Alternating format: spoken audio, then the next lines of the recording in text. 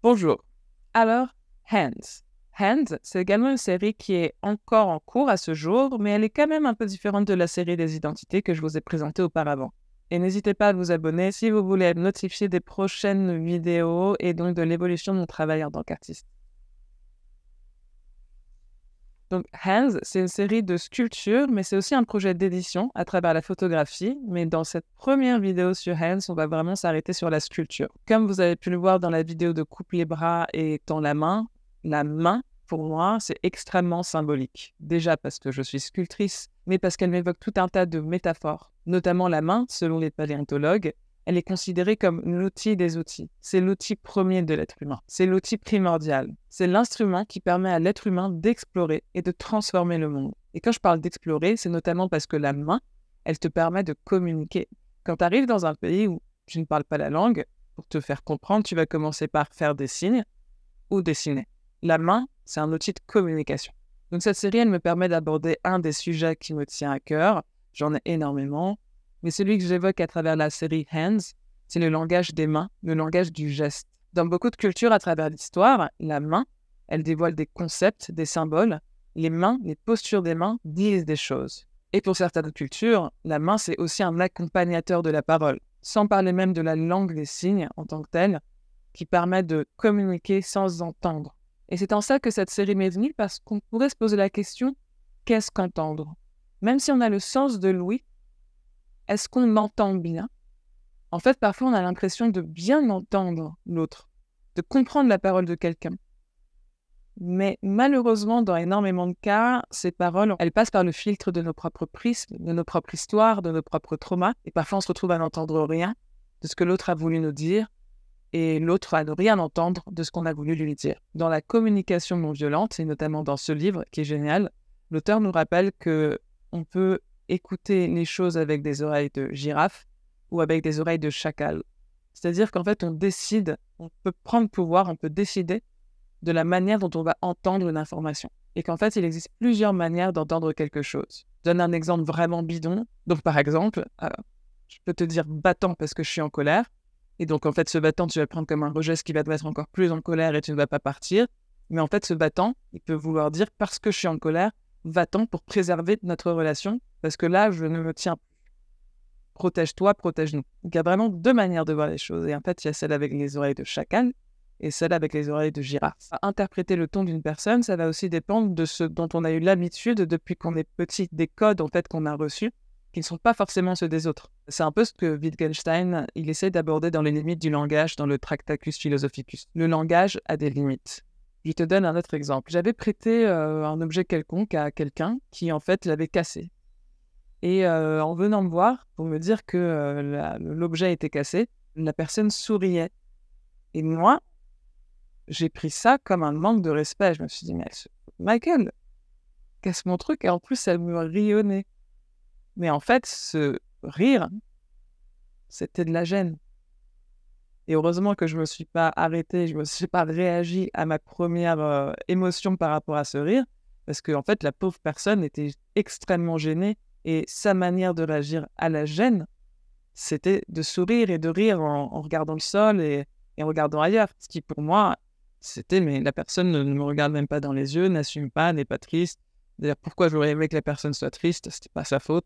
Enfin, ouais, bon, ça ouvre tout un tas d'autres questions sur ce qu'on attend des gens et sur nos rapports toxiques avec les gens, mais il y avait deux manières totalement de voir ce qu'est la gêne, de s'attendre à ce que c'est la gêne, et on aurait pu avoir des problèmes. Et en suivant tout ça, on peut se dire que parfois les mots sont des murs. Donc, combien de fois on a pu partir en vrille avec quelqu'un parce qu'on s'est arrêté aux mots qu'on aurait voulu entendre, aux mots qu'on n'a pas entendus, à la manière dont la personne s'est exprimée avec ses mots. Combien de fois c'est parti en vrille alors qu'on aurait pu aller chercher bien plus loin si on l'avait voulu? Comprendre l'intention derrière, la vraie recherche de la personne, la vraie recherche de toi-même dans cette discussion, et qui est souvent juste que deux personnes très maladroitement face à un problème, avec les limites émotionnelles qu'on a, avec le peu de repères parfois émotionnels qu'on a, on essaie d'exprimer des mal-être et on n'y arrive pas, et là ça part en escalade. Alors qu'au fond, peut-être que les deux personnes, elles voulaient une seule chose, elles voulaient s'entendre, elles voulaient se comprendre. On s'arrête en fait à cette couche superficielle de comment l'autre aurait dû être, dû dire plutôt que d'aller chercher qu'est-ce qu'il y avait derrière. Et en général, quand il y a une discussion, c'est qu'il y a une volonté de s'entendre et de se comprendre. Parfois non, hein, mais en général. Mais malheureusement, ça part en vrille. Il y avait l'intention de trouver une résolution malgré nos traumas, nos blessures, nos peurs, nos incapacités émotionnelles. Et ça, on l'a pas vu, parce qu'on a vu les mots. Alors, très innocemment, j'ai voulu réaliser cette série et remettre la main au centre, dans un langage non violent, non verbal, qui présente des émotions, des actions et des concepts à travers le geste. Ce serait comme un langage additionnel simplifié qu'on puisse utiliser quand on voit qu'on n'arrive pas à se faire comprendre et comme un petit rappel de « Tiens, ça c'est mon intention là, ça en fait, ça c'est mon émotion, ça c'est mon émotion, tu vois, ça c'est mon émotion, ça va ». Comme un langage additionnel simplifié qu'on pourrait utiliser quand on sent qu'on est incompris, qu'on n'arrive pas à se faire comprendre, on n'arrive pas vraiment à exprimer son vrai désir, en fait, le geste simple te rappelle que, ah oui, non, cette personne, elle m'aime quand même. Pour exprimer en gros sa volonté, son souhait réel à travers cette interaction. Donc évidemment, je ne peux pas faire une série sur le langage des gestes, sans parler des mudras. J'en parlerai plus tard dans une vidéo parce que c'est un point très important en fait de cette série, un niveau de lecture un peu plus avancé. Mais pour faire court, les mudras, c'est une pratique spirituelle et yogique issue de gestes codés de la main dans une optique de guérison du corps et de connexion mystique. Donc des mudras, tu en trouves dans toute l'iconographie hindouiste, bouddhiste et plus largement dans toute l'Asie. Et ça s'étend même jusqu'en Europe parce qu'on retrouve l'influence des mudras et donc de l'iconographie asiatique et jusque dans nos peintures et dans l'iconographie chrétienne. Factuellement, la série des Hands, c'est une série de 30 mains, de 30 postures des mains. C'est pour ça que je parlais d'un projet d'édition par la photographie, c'est que c'est un dictionnaire. Et chaque posture de main représente une émotion, une action, un concept. Donc pour définir les différentes postures de main, je suis allée évidemment chercher dans, comme j'en parlais juste avant, l'iconographie de différentes cultures à travers le temps et l'espace. Mais je suis aussi allée chercher dans les langues populaires. Par exemple, ça, c'est populaire. Et c'est très compréhensible et reconnaissable par tous. Et je suis bien sûr allée chercher dans les mudras, évidemment dans la langue des signes elle-même, mais je suis aussi allée demander à des enfants de me montrer, selon eux, si je leur donne un concept, par exemple l'amour, quel geste ils inventeraient avec leurs mains pour le symboliser. Et du coup, avec des enfants, moi-même, j'ai inventé des postures de main par rapport à des concepts, des émotions avec eux. C'était génial. Donc, dans ces 30 mains, il y a à la fois des mains qui représentent des concepts qui ont été établis par d'autres cultures à travers le temps. Et il y a aussi des inventions toutes nouvelles, toutes spontanées de cœurs d'enfants qui, je pense, sont à égalité avec les cultures anciennes. Alors, je ne vais pas vous parler aujourd'hui des 30 mains qui forment un alphabet. J'en aborderai au fil du temps dans différentes vidéos. Mais aujourd'hui, on va se concentrer sur les 3 premières mains que j'ai créées en 2017.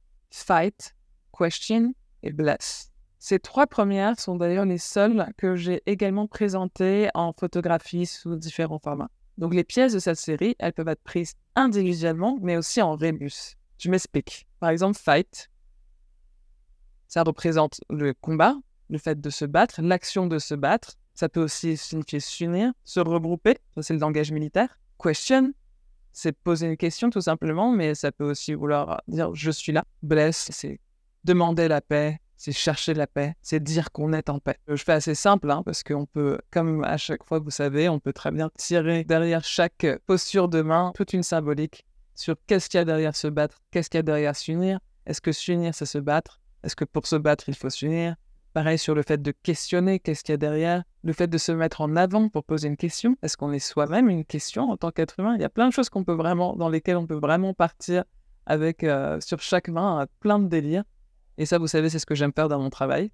Donc elles ont tout un message individuel qui a sa valeur et qui reste dans cette idée du simple geste qui permet de communiquer une émotion, une action, une volonté d'action. Mais mises ensemble, elles racontent une histoire. Question, Fight et Bless. Il y a un ordre. C'est un rappel, un message. Et en fait, à la base, c'est un message pour moi. Dans une situation, questionne. Si besoin, bats-toi.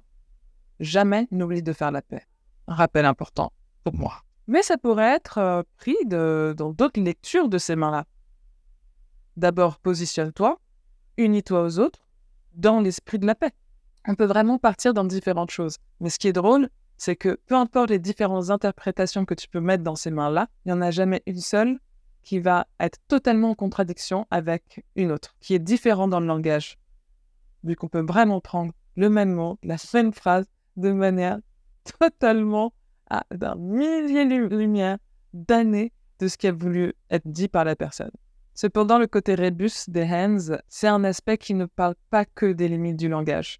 Mais je vais développer cet aspect dans d'autres vidéos, quand on passe à d'autres niveaux de lecture, comme je le disais tout à l'heure. Et pourquoi pas lors du reveal du plus long rébus que j'écris avec mes mains aujourd'hui, qui sera dévoilé lors de l'ouverture d'un musée l'année prochaine, mais je ne vais pas spoiler, je ne vais pas en dire plus, je ne vais pas tuer maintenant le mystère. Mais c'est un rébus de 10 mains par lequel j'ai écrit un poème. Donc, je ne vais pas revenir sur l'importance des images dans notre quotidien et de pourquoi je fais des sculptures et de pourquoi ces mains aussi symboliquement, quand tu les vois chez toi, quand tu les vois quelque part, à quoi elles peuvent te ramener, à quoi elles peuvent te rappeler lorsque tu as passé une mauvaise journée, lorsque tu t'es perdu dans tes pensées, lorsque tu t'es perdu dans un brouillard et que tu vois cette main qui te dit « bats-toi » quoi. Évidemment, la sculpture, elle parle de ça. C'est ce que fait le sculpteur. C'est pour ça que les sculptures publiques sont tellement importantes et ce qu'elles véhiculent est tellement important. Cependant, pour finir avec cette première vidéo sur la série des hands, j'aimerais revenir au titre de notre vidéo, au-delà du langage, le geste. Parce qu'il y a sûrement, en effet, derrière cette série de mains, un petit rappel aussi sur le fait qu'il faut toujours mieux faire attention aux gestes, aux actes, qu'à la parole. Petite leçon de vie, une petite leçon sociale. J'aimerais faire un petit remerciement à mes philosophes. Il y en a une que je ne vais pas citer aujourd'hui parce qu'on va en parler en long, en large et en travers, mais j'aimerais remercier Monsieur Tadou N'Gouma qui, notamment dans cette recherche, quand je lui parlais des concepts que je voyais à travers ces pièces, tout ce que je voulais exprimer, les limites de ce langage, qui arrivait à me sortir des sources de recherche. Et ça, c'est génial. Merci pour Wittgenstein. Merci d'avoir suivi cette vidéo et à la prochaine.